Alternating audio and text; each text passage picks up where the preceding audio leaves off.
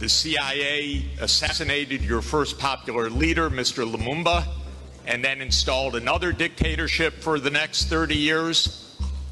And then Glencore and others now suck out your cobalt without giving you tax income. We don't reflect on that. We say, what's wrong with you? Why don't you govern properly? It's interesting. We heard from the minister of DRC, what's wrong with your country? Well, we don't even start by saying the King of Belgium created a slave colony for 30 years. The government of Belgium ran the slave colony for another 40 years.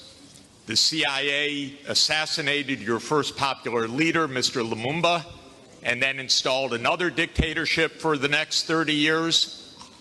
And then Glencore and others now suck out your cobalt without giving you tax income. We don't reflect on that. We say, what's wrong with you? Why don't you govern properly?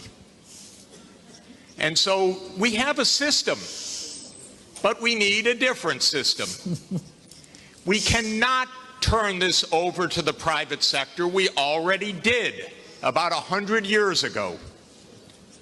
Not only to the private sector with the U.S. military behind it, with the defense of these property rights in the minister of Honduras's country, where United Fruit ran the country for a long time.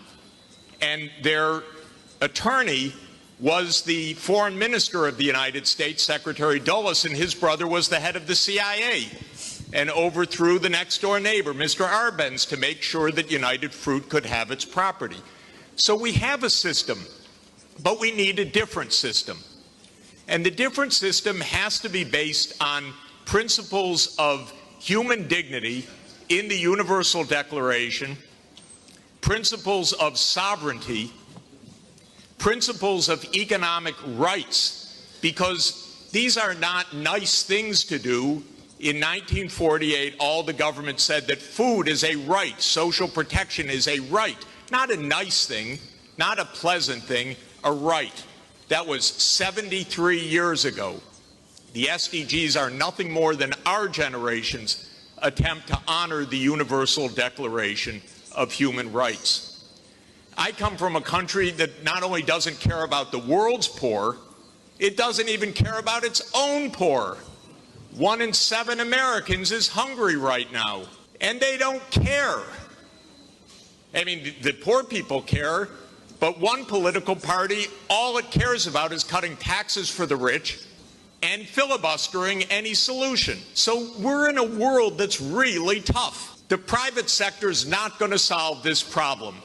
I'm sorry to say to all of the private sector leaders, behave, pay your taxes, follow the rules. That's what you should do.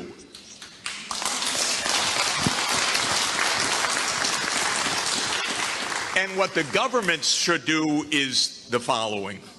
They won't, but they should. First, the G20 should become the G21 by inviting systemically the chairperson of the African Union and the African Union to be the 21st country. The European Union is a member of the G20 as the EU. If you add the AU as the 21st for the G21, you add 1.4 billion people to representation at that crucial event. That will change decisively the discussion, because 1.4 billion people are not at the table for finance right now, and they need to be. So my first recommendation is the G21. I love the G20. Add one seat, 1.4 billion people with the AU represented. Second, we need an order of magnitude change of development finance. The rich countries just borrowed $17 trillion for COVID. The poor countries, nothing. Because the rich countries can borrow at 0, and the poor countries pay 5 or 10% coupon rates or have no access at all. So the world exposed its grotesque inequality this past year and a half. Rich countries didn't say, we tighten our belts, why don't you? My country spent $7 trillion of emergency funding, not one penny for anybody else, by the way. $7 trillion, it didn't even cross the imagination of the U.S. Congress to include a few crumbs for the rest of the world. But the poor countries cannot borrow. That's what we should have heard from the World Bank. I didn't hear that from the World Bank. I didn't hear real numbers. Real numbers are in trillions right now because the world economy is $100 trillion a year. But we don't talk about real numbers. But my job, all I know in this world is long division. Divide by 100 trillion and then see whether you're talking about something real or not. By the way, for COVID vaccines, what we really need is for the United States to sit down with China, with Russia, with the European Union and the UK one day around the table and allocate these vaccines rather than hoarding them. That's all it would take.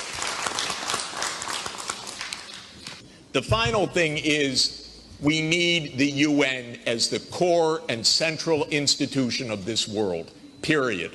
Because this is the only way we're going to have a civilized world is a strong UN.